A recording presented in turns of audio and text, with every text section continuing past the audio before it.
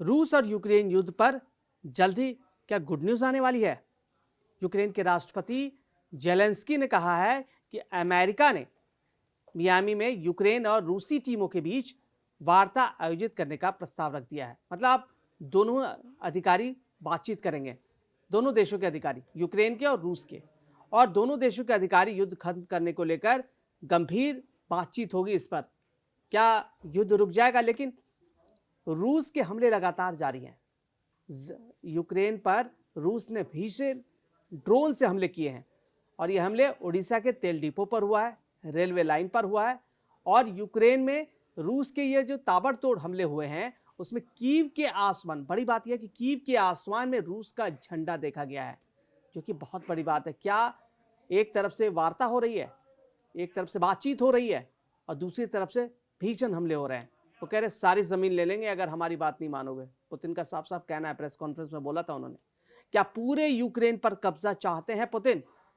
क्या इसी मुद्दे पर बातचीत करने के लिए हमारे सहयोगी हैं वर्ल्ड वॉरियर में? आज हम लोग इसी बड़े मुद्दे पर बातचीत करेंगे।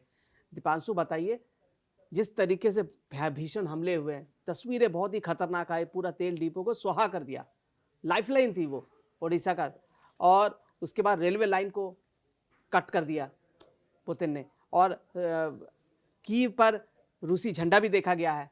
तो आपको क्या लगता है कि एक तरफ से बातचीत की पहल कर रहे हैं, अमेरिका को यूक्रेन से बातचीज कर रहे हैं, और दूसरी तरफ से भीषण हमले कर रहे हैं, ये कौन सी पॉलिसी है?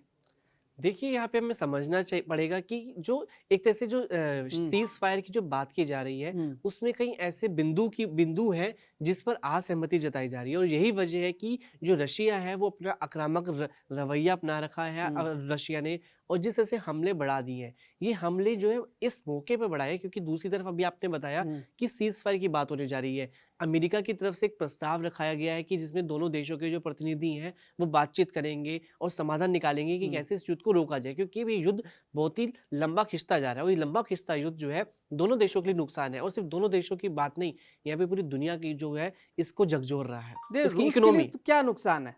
रूस तो लगातार कब्जा कर रहा है जमीन, और रूस क्लियर कट कह रहा है कि अब तो हम लोग अपर हैंड है। पुतिन साफ साफ कह रहे हैं कि अगर आप मेरी शर्तों पर नहीं आए तो हम ज्यादा से ज्यादा जमीन पर कब्जा कर लेंगे। रूसी राष्ट्रपति का क्लियर एजेंडा है कि हमें उनकी जमीनों पे कब्जा करना है, उनका जो एक तरह से नाटो की तरफ जो उनका झुकाव था उसको कम करना है। लेकिन हमें ये समझना पड़ेगा कि कोई भी देश अगर युद्ध में फंसा हुआ है तो वो युद्ध में जो है उसका आधे से ज्यादा ध्यान होता है, उस वजह से उसकी इकोनॉमी भी जो है उस पर असर पड़ती है। आधे से ज्यादा आर्थिक और जितने भी बाकी जो ध्यान है, पूरा का पूरा फोकस जब युद्ध पे रहता है तो बाकी चीजें पिछड़ जाती हैं। तो हमें यहाँ पे समझना चाहिए कि युद्ध जो है जितना हो सके बचना चाहिए उससे, लेकिन ये युद्ध लंबा खिंचता जा रहा है। यहाँ पे यूनाइटेड नेशन, अमेरिका, जो बड़े बड़े जो देश है उनमें इनको दिलचस्पी दिखानी चाहिए कि इस युद्ध को कैसे रोका जाए, लेकिन युद्ध खतरनाक रूप ले चुका है। और जिस तरह से भी हमने हालिया घटनाक्रम की बात करी उसमें हमने देखा कि रूस ने यूक्रेन के कई इलाकों पर ताबड़तोड़ हमले किए और उन ऊर्जा सेक्टर्स पे जहां पे एनर्जी बनाई जाती है, जहां से एक तरह से सर्दियों का वक्त शुरू हो चुका है और सर्दी के वक्त में एनर्जी का बहुत बड़ा इंपॉर्टेंट क्रूशियल रोल होता है। और उसी जगह पर जीना मुश्किल हो जाएगा आम एक तरह जनता से का। उसकी नब्ज जो है यूक्रेन की नब्ज पर हमला कर दिया है रूस ने। ये उसके इरादे जाहिर करता है कि रूस जो है बिल्कुल रुकने वाला नहीं है। उसको सौदेबाजी नहीं, उसको क्लियर कट मैसेज चाहिए, उसको संदेश चाहिए कि यूक्रेन बिल्कुल भी नाटो में शामिल ना हो। और यहाँ पे दूसरी तरफ हमें ये समझना पड़ेगा कि जो यूक्रेन है वो भी अपनी मनमाने रवैया अपना रहा है। जिस तरह से उसको नाटो का, अमेरिका का पर्दे के पीछे से जो सपोर्ट मिल रहा है वही जो है वो रूस पर अप्लाई कर रहा है। और यहाँ पर अभी आपने बहुत बड़ा बयान दिया, आपने बहुत बड़ी बात आपने रखी है कि कीव राजधानी, यूक्रेन की राजधानी कीव पर रूसी झंडा देखने को मिला है। ये सब दबाव का अंतर्राष्ट्रीय राजनीति का खेल है। और जिस तरीके से जैप्रोजिया पर हमला कंट्रोल कर लिया है, जिस तरीके से क्रेमिया पे कब्जा ऑलरेडी है ही, जिस तरीके से डॉनबास को धीरे धीरे पूरे अपने कंट्रोल में, ओडिशा को अपने कंट्रोल में ले रहे हैं, ये मतलब 25% से ज़्यादा अगर वो आगे और बढ़ना शुरू करेंगे तो जेलेंस्की पे बड़ा दबाव आएगा, क्योंकि ऑलरेडी 25% ज़मीन उनके हाथ से निकल चुकी है।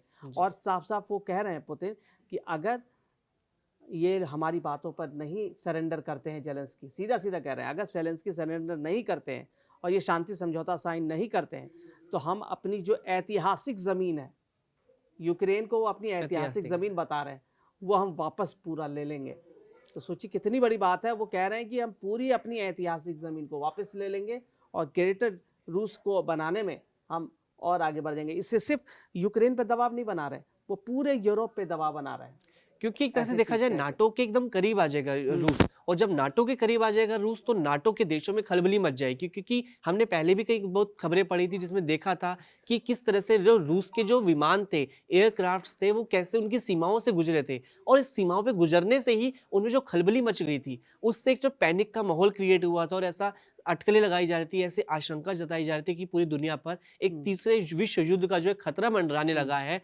वैसी जो है स्थिति ना हो सके, इसके लिए अमेरिका भी समझ चुका है कि ये युद्ध जितना लंबा खींचेगा इससे अमेरिका को बहुत बड़ा फायदा हो रहा है। हमें यहाँ पे समझना पड़ेगा कि किस तरह से अमेरिका यहाँ पे अपना फायदा देख रहा है। वो युद्ध जितना लंबा खींचेगा उसका फायदा हो रहा है, क्योंकि वो अपने हथियारों को जो सिर्फ बेच रहा है और यूक्रेन पर एक तरह से दबाव बनाया जा रहा है, क्योंकि यूक्रेन को यहाँ सबसे बड़ी क्या चाहिए, मदद चाहिए, आर्थिक, सैन्य, हर तरह के मोर्चे पे मदद चाहिए, और मदद के बदले में अमेरिका भी उनसे कुछ चाह रहा है। अरे और जो रेयर अर्थ एक तरफ मिनरल्स से की रूस बात, ले रहा है, दूसरी तरफ से अमेरिका ले रहा है।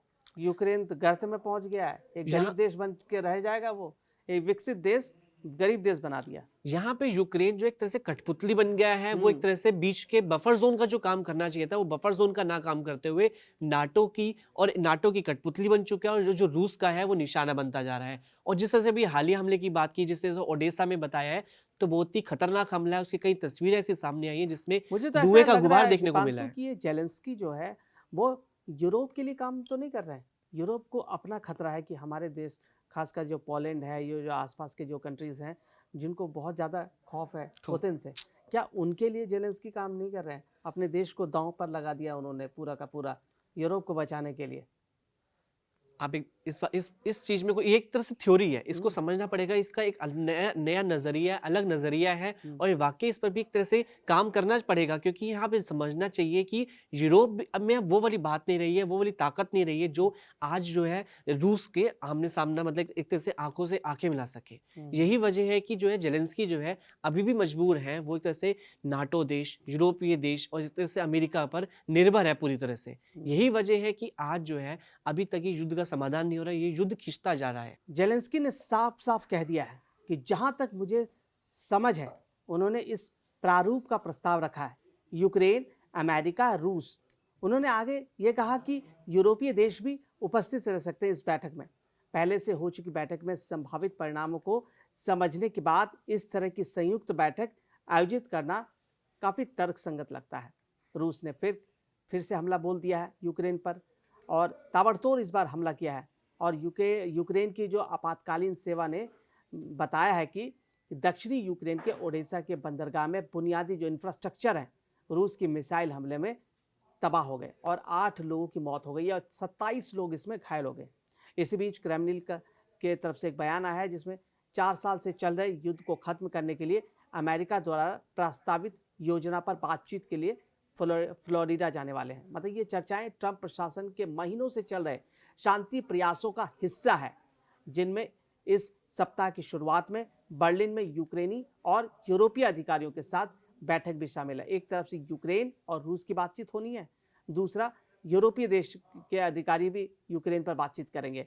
और यूक्रेन के मुख्य वार्ताकार ने, उनके प्रतिनिधिमंडल ने अमेरिका में अमेरिकी और यूरोपीय सहयोगियों के साथ अलग अलग बैठकें पूरी कर ली है। मतलब अमेरिका से भी बातचीत की है यूक्रेन ने, और यूरोपीय सहयोगी देशों के साथ भी बातचीत की है, और अभी रूस के साथ भी बातचीत है। मतलब इस बार शांति को स्थापित करने के लिए जेलेंस्की चाहते हैं कि जल्द से जल्द शांति आ जाए और सभी मिलकर शांति आ जाए। लेकिन जिस तरीके से पुतिन अभी एग्रेसिव है, जिस तरह से पुतिन लगातार हमले कर रहे हैं, जो तस्वीरें आई हैं बहुत ही खतरनाक तस्वीरें आई हैं, जो कि बचना जो है बहुत मुश्किल हो रहा है जेलेंस्की के लिए, रास्ता निकालना। और कई इलाकों में तो ऐसी स्थिति आ गई है कि जेलेंस्की की जो सेना है वो पीछे हट गई है, उनको अपनी ज़मीनें छोड़नी पड़ रही हैं। कई जगहों पे ऐसी स्थिति आ गई है। हमें यहाँ पे समझना पड़ेगा कि जो यूक्रेन और जो रूस के बीच में जो युद्ध चल रहा है, दोनों ही पक्षों ने ऐसी इतनी संभावना, ऐसा सोचा ही नहीं था कि ये युद्ध लंबा खींचेगा। और ये जब युद्ध लंबा इतना खींचता जा रहा है तो इसके पीछे की बहुत सारी वजह हैं। और जिस तरह से जो अभी हालिया घटनाक्रम जो सामने आते जा रहे हैं,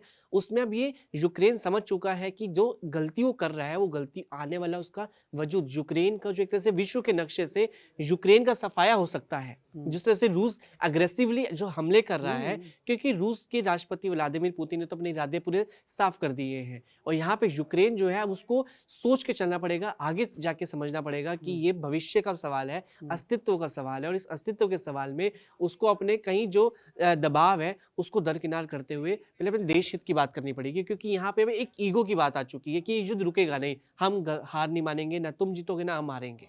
वही बैठक के बावजूद दूसरी तरफ से हमले बोला जा रहा है। यूक्रेन का कोई भी इलाका वो बख्शना नहीं चाह रहे हैं। वो चाह रहे हैं कि किसी तरह दबाव डाल के जो कब्जा कर लिया गया ज़मीन है वो उन्हें वापस मिल जाए।